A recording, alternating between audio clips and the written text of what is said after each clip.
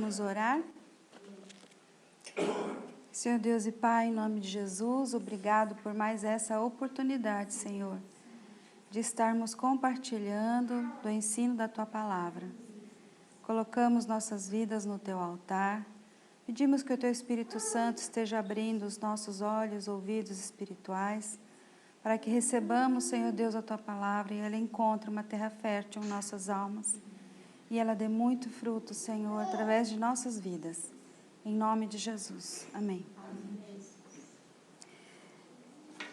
Pode sentar, irmãos. O tema hoje da nossa meditação na palavra é apenas uma reflexão. Como lidamos com as injustiças? Está baseado no Salmo número 5. Vamos ler? Salmo número 5. Salmo 5. Vamos ler inteirinho, tá? E diz assim: Dá ouvido, Senhor, às minhas palavras e acode ao meu gemido. Escuta, Rei meu e Deus meu, a minha voz que clama, pois a Ti é que imploro. De manhã, Senhor, ouves a minha voz, de manhã te apresento a minha oração e fico esperando.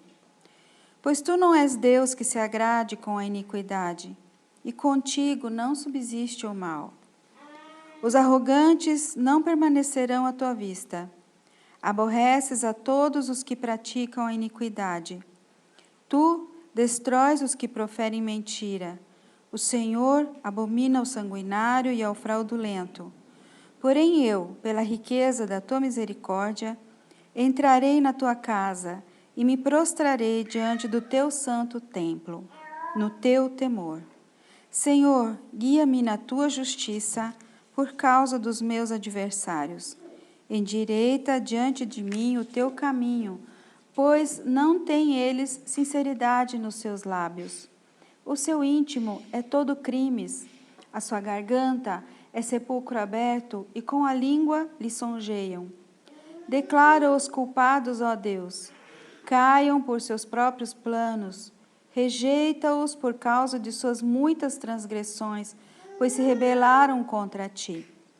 Mas regozijem-se todos os que confiam em Ti, folguem de júbilo para sempre, porque Tu os defendes, e em Ti se gloriem os que amam o Teu nome, pois Tu, Senhor, abençoas o justo e como escudo o cercas da Tua benevolência.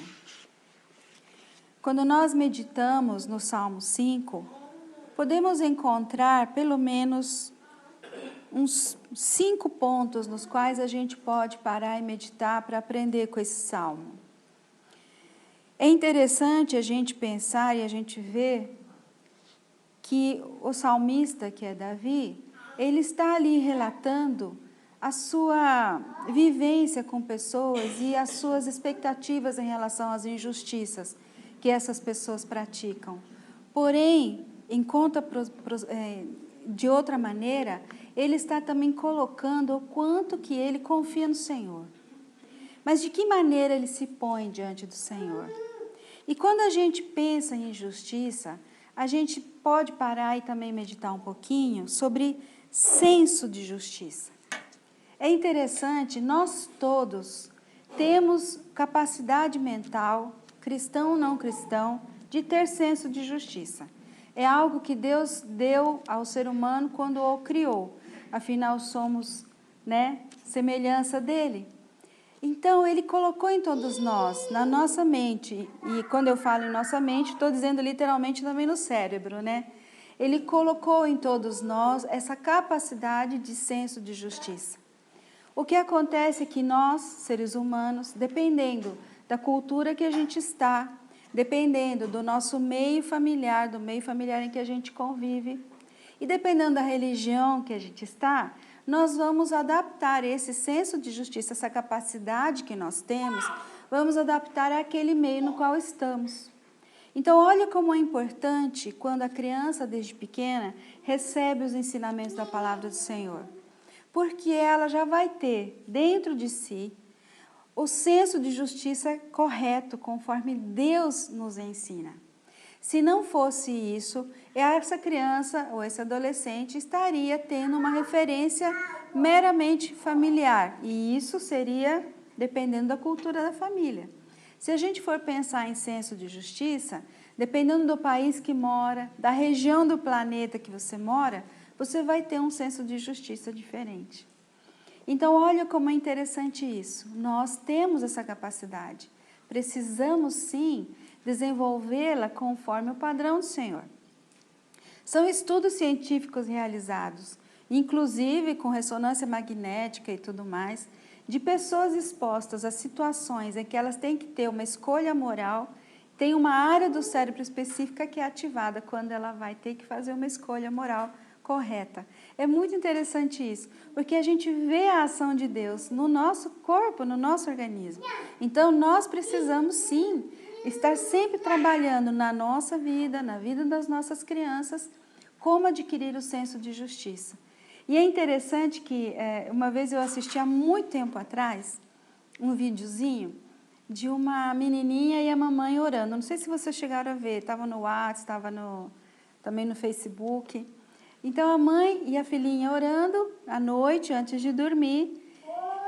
E a mãe sabia que a filhinha tinha brigado com uma amiguinha na escola. Então, a mãe vai orar com a filhinha, a mãe ora e a filhinha repete. Aí a mãe fala, papai do céu, a filhinha, papai do céu, te agradeço pelo meu papai e pela minha mãe, ela repete. Peço que estejas abençoando a nossa casa, ela repete. Pai, peço que em nome de Jesus esteja abençoando, vou dar um nome, a Mariazinha. Aí a menininha, não, a Mariazinha não. Por que não? A Mariazinha é chata, mãe? Não, nós temos que orar pela Mariazinha. Jesus ama Mariazinha, vamos orar abençoando Mariazinha. Não, não pode abençoar a Mariazinha, porque ela me xingou. Não pode me xingar, está errado. Não vamos orar pela Mariazinha. Vamos orar sim, porque Jesus abençoa a Mariazinha precisa de Jesus. Não, mãe, eu posso orar por outras amiguinhas, mas a Mariazinha não. E aí aquele diálogo vai, né? E é interessante que quando a gente para nisso, a gente vê uma criança pequenininha de 7 anos, 6, 7 anos, já com um senso de justiça, dizendo, não, eu estou com raiva da Mariazinha, porque ela foi chata comigo, não posso orar por ela. Como eu vou dar algo bom para a Mariazinha que me deu algo mal? Né? E realmente, se a gente for parar para pensar, nós temos isso dentro de nós mesmos. Algo bom se dá para alguém bom. E quando a pessoa é má, você não pode dar algo bom. Você pode até não dar algo mal para ela, né? Mas algo bom não. Como é que você vai premiar alguém que fez uma coisa má? Bom, se a gente for parar para pensar em educação de filhos, realmente, quando a criança desobedece, e hoje o nosso pastor falou de manhã, né? As tentações, né?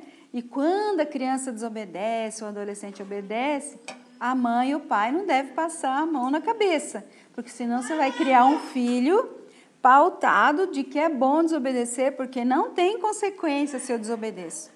Então, não é essa a questão, né? Mas é claro que nessa situação, a criança ou adolescente, ou mesmo jovem, aprende o que é certo e o que é errado. Mas quando a gente também fala de senso de justiça, a gente está falando também em algo que é de relacionamento humano. Não é somente obedecer ou não obedecer, mas é dentro do nosso relacionamento com as pessoas, da nossa sociedade, o que é moralmente correto, o que é realmente certo de se fazer. E nós temos Jesus que nos ensinou. Quando Jesus fala, quando o teu inimigo, né, te atacar, quando o teu inimigo, quando você levar um tapa na face, você dá a outra face. Pode ser isso literalmente? É meio complicado. Se alguém me dá um murro, né, do lado direito, dificilmente eu vou dar para que ele me dê um murro no lado esquerdo. Eu vou sair correndo. hein? Tô fora. Aliás, só de ver o bracinho assim eu já pico a mula, né? Mas eu entendo que o que Jesus estava colocando aí não é aquela ingenuidade ou aquela inocência que muitos às vezes interpretam das palavras do Senhor. Mas eu entendo aí que o que Jesus está colocando é a suportabilidade em relação às pessoas que não sabem ser justas. As pessoas que são violentas, as pessoas que invadem, que roubam o outro, fazem o mal ao outro, não são justas. Então aí Jesus estava falando sobre a questão de justiça também. Como é que nós lidamos com a injustiça? Quais são os nossos valores em relação ao que é justo e injusto? Como é que isso foi moldado dentro de nós? Isso está sendo moldado pela convivência com a sociedade imediata que a gente tem, família, escola, trabalho. Como é que isso, né, pela cidade, pelo país que vivemos, como isso, né? É interessante que nós vemos assim, nós temos leis que regem, ou que devem reger a convivência com as pessoas. Nós temos leis, que não são somente as leis bíblicas, nós temos as leis de convivência, as leis de trânsito, né? Até dentro do matrimônio tem leis, em escola tem leis, em todo lugar tem leis, não é verdade? E a gente sabe que a gente deve obedecê-las. Uma vez me perguntaram isso, mas que coisa chata, para que eu tenho que parar no semáforo vermelho, né? E achei interessante isso, semáforo vermelho, toda hora, se você passa no semáforo vermelho, você tem multa, essa coisa de multa não está certo, né? Porque se eu estou vendo, eu estou analisando que eu posso passar, por que não posso passar, né? E é interessante assim, o questionamento de uma pessoa a respeito das leis de trânsito. É interessante que pode parecer uma coisa muito lógica, mas espera aí, lei de trânsito é essencial para você ou não morrer atropelado, ou não atropelar ninguém, ou não matar alguém, não é verdade? Mas mesmo assim, muitas vezes o senso de justiça da pessoa está baseado só na sua necessidade e não na convivência com o próximo. Eu tenho que respeitar o próximo, eu também tenho que proteger o próximo, então para isso existem leis, né? Outro dia eu estava conversando com uma pessoa sobre as regras de conservação de alimentos, sobre a questão de por que alimentos têm data de validade e por que quando a data de validade vence, você tem que tirar esse alimento do local ou tem que jogar fora. É simplesmente porque você pode matar alguém contaminado por uma bactéria que se desenvolveu nesse tempo, né? Então, quando há esse tipo de lei, você não está pensando só na pessoa, está pensando no próximo. Mas eu comprei, vou ter o prejuízo, sei lá, né? Então, é interessante a gente ver isso, quando a gente fala em senso de justiça. E aqui no Salmo 5, a gente vê Davi, ele confabulando, conversando com Deus a respeito das injustiças que ele estava vivendo. E como é que Davi, ele vai e interpela o Senhor nisso? Como é que ele se aproxima do Senhor para conversar com ele, né? Em primeiro lugar, a gente vê nos versos de 1 a 3, que Davi, ele vai buscar refúgio em Deus, né? Ele busca em Deus refúgio em meio à dor. Então, do verso 1 ao 3, ele coloca assim, dá ouvido às minhas palavras, atende a minha meditação, atende a voz do meu clamor, Rei meu, Deus meu, pois a ti orarei. Pela manhã ouvirás a minha voz, ó Senhor, pela manhã apresentarei a ti a minha oração e vigiarei. Ele busca refúgio do Senhor. É interessante que do jeito que Davi escreve aqui, ele não parte do princípio de que Deus esteja realmente ouvindo. Ele pede para Deus ouvir, né? Tamanho era a angústia dele, tamanho era o desespero dele, que ele pede para Deus ouvir. Você já viu criancinha pequenininha? Quando a mãe ou o pai estão conversando, e a criança pequenininha fala, mãe, e o pai e a mãe conversando, mãe, e o pai e a mãe conversando, mãe, e o pai e a mãe conversando, mãe, aí, que foi, menina? Não é verdade? Eu percebo que Davi estava meio que assim, bom, acho que Deus está ocupado, então eu tenho que falar para ele, me escuta, me escuta, me escuta. É interessante isso, porque aqui mostra um pouco, Davi mostra um pouco, que muitas vezes nós passamos na angústia. Às vezes na angústia, nós temos uma interpretação de que Deus não nos está ouvindo, não é verdade?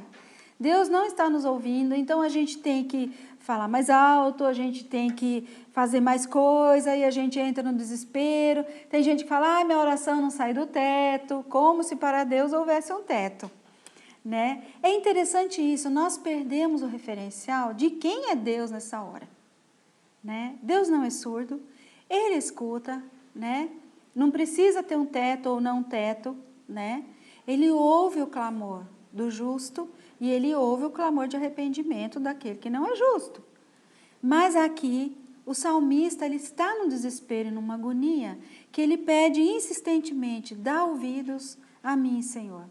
Mas mesmo que ele esteja inseguro nesse momento, ele tem certeza de que é nele que ele tem que buscar o refúgio. É a Deus que ele tem que ir. É em Deus que ele deve confiar. E isso é essencial. Porque uma das coisas que interfere no senso de justiça são as emoções. E isso é cientificamente comprovado. A racionalidade não interfere no senso de justiça, porque a racionalidade é fria. A racionalidade, muitas vezes, vai fazer com que nós tomemos decisões a favor de nós mesmos, nem sempre incluindo o outro. Se nós, de alguma maneira, interpretamos que esse outro está tendo alguma reação que nos prejudique intencional, imediatamente, racionalmente, geralmente as pessoas fazem o quê? Bloquear isso. A emoção é que nos dá essa flexibilidade de sermos empáticos, de nos colocarmos no lugar do outro. Por que será que esse outro está me fazendo mal? Por que esse outro está sendo injusto? Pensar nisso traz dentro de nós uma maturidade diante das injustiças da vida. Então, colocar-se no lugar do outro. Não que não deva ser exercida justiça, porque senão aí a gente abre as cadeias, né? Deixa todo mundo sair, porque todos eles foram pobres em algum momento da vida, eles foram abandonados, a sociedade não lhes deu oportunidade, por isso matam, estupram, roubam. Não é verdade? Esse tipo de justificativa não é cabível quando a gente fala de um ser humano que prejudica o outro. Tem que ter limite. Se o limite não for dado pela sociedade, então a sociedade realmente se torna muito ameaçada. Porque as pessoas que refreiam os seus aspectos agressivos para não machucar o outro, essa pessoa será punida. Que é o que acontece hoje, né? Quando as pessoas dizem, nós estamos encarcerados em nossas casas, temos que colocar grades, cadeados, cerca elétrica, pitbull na porta, porque a gente está toda hora se sentindo ameaçado, a gente tem medo, né? As mulheres não sentem mais segurança de sair de madrugada para ir trabalhar, para ganhar o pão da sua casa, porque não sabe o que pode acontecer numa madrugada. Então, gente, isso é muito sério. Então, quando a gente fala de senso de justiça, a emoção está muito envolvida nisso. Quando aqui a gente vê a sensação de agonia e de angústia do salmista, nós vemos isso aqui. O desespero dele, ele clama a Deus, mas ele vai na direção certa. Ele busca em Deus refúgio, ele busca em Deus apoio. E aí nós vemos em Isaías 25:4, quem quiser pode abrir, mas eu vou ler direto para a gente não avançar muito na hora. Isaías 25:4 diz assim: tens sido refúgio para os pobres, refúgio para o necessitado em sua aflição, abrigo contra a tempestade e sombra contra o calor, quando o sopro dos cruéis é como tempestade contra um muro. Aqui está sendo exaltado Deus em relação a como Ele é protetor, como Ele é refúgio, como Ele é por aqueles que estão se sentindo ameaçados. Então Davi faz o que é certo, ele busca refúgio em Deus. Davi também, no versículos de 4 a 6, ele passa a refletir quem é Deus.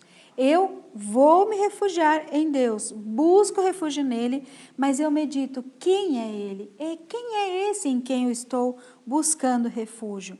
Então, no versículo 4 a 6, Davi coloca: porque tu não és um Deus que tenha prazer na iniquidade, nem contigo habitará o mal. Os loucos não pararão à tua vista. Odeias todos os que praticam a maldade. Destruirás aqueles que falam a mentira. O Senhor aborrecerá o homem sanguinário e fraudulento. Davi faz uma reflexão do tipo de justiça de Deus. A justiça de Deus é diferente da justiça do homem. Em Jeremias 10:10 nós vemos essa confirmação.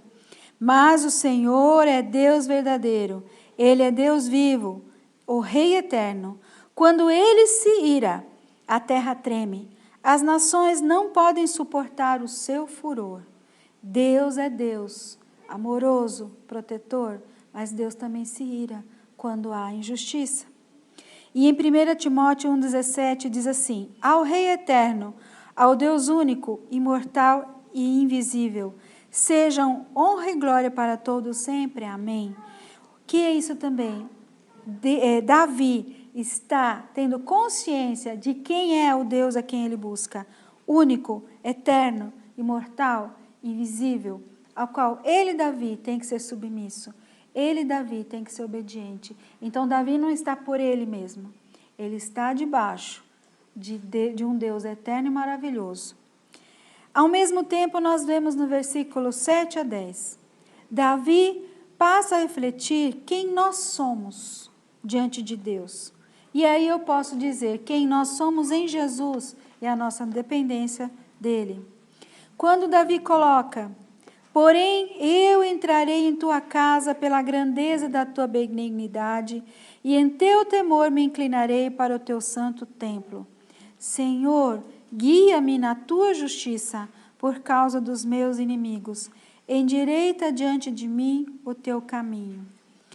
Nesse versículo 7, Davi está colocando: entrarei na tua casa. Ele está falando do tabernáculo. Entrarei no tabernáculo, ele está colocando uma referência a entrar no Santo dos Santos, né? Ele coloca aqui algo que Jesus fez por nós. Jesus entrou no tabernáculo dos céus, Jesus entrou no Santo dos Santos por nós. E Davi clama que Deus o guie na sua justiça, ou seja, Davi está dizendo: eu não quero a minha justiça humana é falha, é fraca, é má. A tua justiça, sim, é correta. A tua justiça é para crescimento do homem. Então, Davi coloca de uma forma muito forte quem ele é em Deus. E aí nós podemos refletir também em Hebreus 4, capítulo 4, versículo 14 e 15, a essa afirmação de quem está diante do Senhor por nós. Portanto, visto que temos um grande sumo sacerdote que adentrou aos céus, Jesus, o Filho de Deus, apeguemo-nos com toda firmeza à fé que professamos, pois não temos um sumo sacerdote que não possa compadecer-se das nossas fraquezas, mas sim alguém que, como nós, passou por todo tipo de tentação, porém sem pecado. Então, Davi acerta. Davi não entra no Santo dos Santos, mas aqui ele está dizendo algo que Jesus iria fazer, entrar no Santo dos Santos por nós.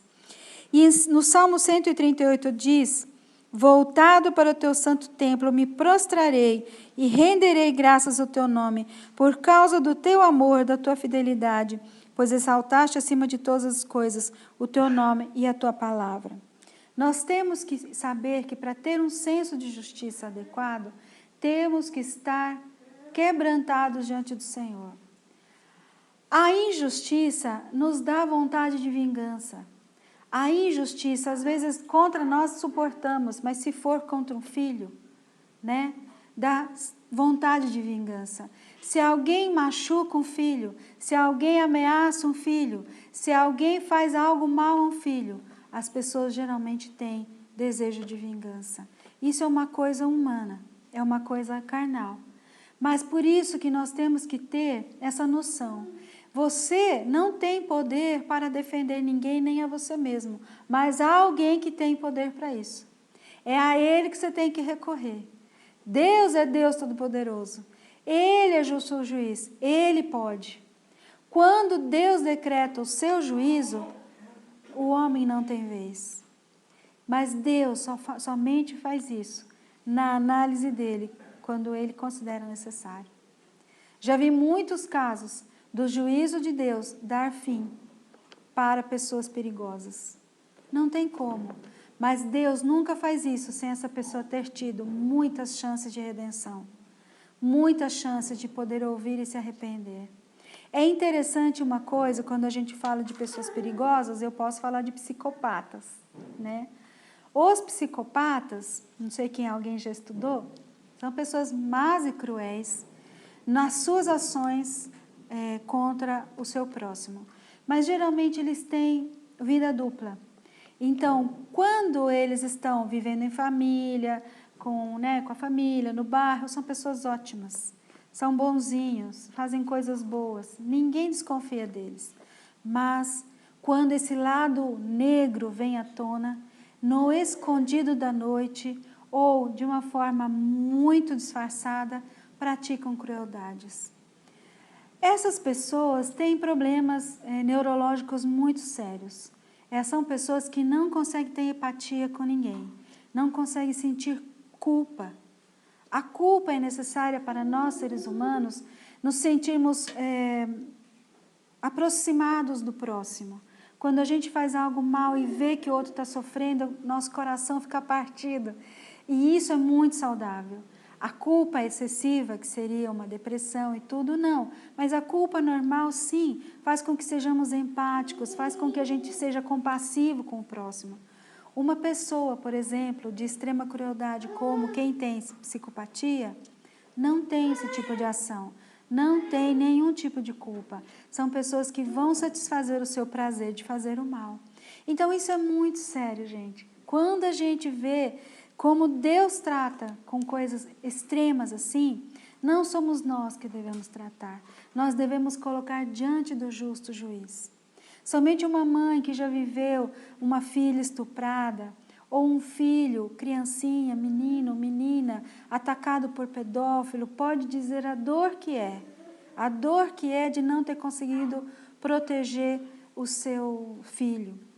Hoje em dia temos casos de idosas sendo estupradas e mortas, gente. É uma coisa absurda. Fala, que ponto chega o mal no ser humano? Pessoas idosas também são pessoas frágeis, não têm força. Muitas pessoas moram sozinhas, não têm proteção, sendo atacadas sexualmente e sendo assassinados. Então, quando a gente fala nisso, nós temos que pensar o seguinte: diante de tamanha crueldade, emocionalmente a gente fica arrasado, sim, mas nós temos que colocar diante do Senhor. Ele é justo juiz. Ele dá oportunidade ao ser humano para arrependimento e redenção. Mas Deus sabe quando isso tem que terminar.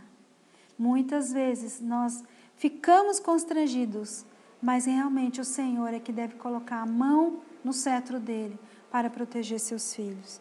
E quando nós falamos de Deus como justo juiz,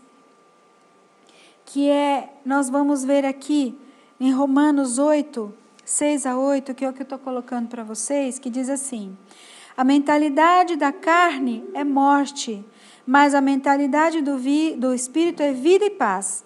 A mentalidade da carne é inimiga de Deus, porque não se submete à lei de Deus, nem pode fazê-lo. Quem é dominado pela carne não pode agradar a Deus. E em Isaías 33, 22 diz assim: pois o Senhor é o nosso juiz, o Senhor é o nosso legislador, o Senhor é o nosso rei, é Ele que nos salva. Quando vivenciamos injustiças, muitas injustiças, nós sabemos de irmãos ou irmãs que sofreram abusos na infância. Esse tipo de injustiça deixa marcas na personalidade, marca no eu da pessoa. Isso influencia a pessoa nos seus relacionamentos futuros. Muitas vezes a pessoa fica totalmente destruída emocionalmente e muitas vezes até fisicamente. Mas isso é algo que a gente tem que orar realmente. Por quê? Esse senso de ter sido injustiçado numa tenra idade, ou ter sido injustiçado quando estava indefeso, é algo que temos que levar ao Senhor. Deus é justo juiz. Muitas vezes oramos por misericórdia e muitas vezes oramos por justiça. Não devemos ter medo de orar por justiça, pois a justiça de Deus não é como a nossa. que é carnal, né? A justiça de Deus, ela vem em primeiro lugar para a redenção, para a salvação, mas também a justiça de Deus vem para a proteção de todos os filhos dele, de todos aqueles que estão desprotegidos e aos quais ele se coloca como proteção. E aí nós podemos ver nesse Salmo 5 também, qual o resultado de nós colocarmos diante de Deus, né, a nossa petição e o nosso clamor de justiça. Nós podemos colher no Senhor paz e confiança. Vemos em 2 Timóteo, capítulo 4, versículo 8, diz: agora me está reservada a coroa da justiça, que o Senhor, justo juiz, me dará naquele dia, e não somente a mim, mas a todos os que amam a sua vinda. Por todos os séculos nós sabemos quantos irmãos em Cristo foram injustiçados, foram escravizados, torturados. Ainda existe isso na China. A China é um potencial econômico, não é verdade? O Brasil quer desenvolver com a China relações mesmo na parte de economia, mas a China é o número 1 em perseguição a cristãos. É o número 1 em perseguição a cristãos. É uma coisa absurda da gente ver como existe esse contraditório. É um país que cresce, né, economicamente, as condições de crescimento às vezes são questionáveis, mas em termos de perseguição a cristãos, é o número 1. Cristãos que são pegos falando de Jesus para alguém, são levados para campos de concentração. Lá eles ficam presos anos e anos. Eles têm que trabalhar, eles têm que plantar e para colher. Geralmente não tem comida, né? E se eles não trabalham, não comem. É muito interessante, existem lugares em que as crianças, filhos de mães e pais que são levados para esses campos de trabalho forçado, são colocados em orfanatos e nem sempre são tratados de forma digna, porque cristão que quebra uma regra lá na China não é tratado como um ser humano digno. Então a China tem muitas coisas bonitas em termos de história, tem muitas coisas bonitas em termos de crescimento em algumas regiões, crescimento econômico, mas quando a gente fala em religião, não há tolerância com os cristãos. Não somente com os cristãos, a gente sabe disso, com os muçulmanos também, etc. Mas focando agora na nossa fé, na nossa religião. Então é a número 1. Quando a gente pensa nisso, quantos cristãos nesse momento estão sendo injustiçados? Por falar e compartilhar de salvação em Cristo com alguém. Estão presos, passando fome, torturados. Vão ser mortos, decapitados ou de outra maneira. Às vezes queimados vivos. Na África isso acontece. O quanto nós pedimos muitas vezes a justiça de Deus. Podemos clamar? Sim, podemos. Podemos clamar, porque a justiça é dele. Ele faz na hora certa. Devemos clamar pelos inimigos para que haja chance de conversão? Sim. Devemos clamar para que o Senhor dê condição de conversão e de arrependimento a todos aqueles que põem as pessoas umas às outras em condições assim. Mas devemos clamar por justiça, para não fazer justiça com as nossas próprias mãos. Isso nunca, né? Isso nunca. Irmãos, está aqui uma meditação, né? O como lidamos com as injustiças. Vamos aprender com Davi, né? A colocar tudo no lugar certo, amém? Vamos orar? Senhor Deus e Pai, em nome de Jesus, queremos te louvar pela tua palavra que entra dentro da nossa alma e traz tanto ensinamento, Senhor. Pai, que em nome de Jesus nós aprendamos a sobreviver às injustiças. Senhor, que em primeiro lugar nós estejamos buscando em Ti refúgio, porque nós sabemos quem Tu és.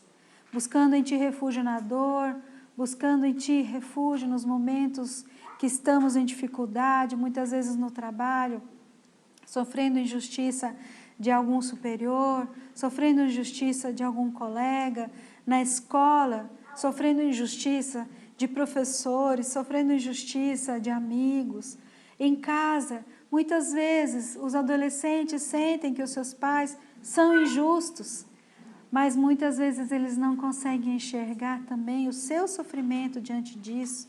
Então, adolescentes e crianças, que eles possam chegar na Tua presença e clamar, Senhor, Tua justiça. Pai, que em nome de Jesus, Senhor, nos nossos relacionamentos, também nos coloquemos diante de Ti em submissão, para resolver aquelas coisas que mais nos atordoam, que mais nos fazem sofrer. Pai, que em nome de Jesus nos dê sabedoria e entendimento, Pai. Que o Teu Espírito Santo coloque dentro de nós com firmeza esse entendimento de quem Tu és, de como Tu és poderoso e como Tu és bom, para que nós possamos ter paz, Senhor, na nossa caminhada, no nosso crescimento espiritual. Em nome de Jesus. Amém.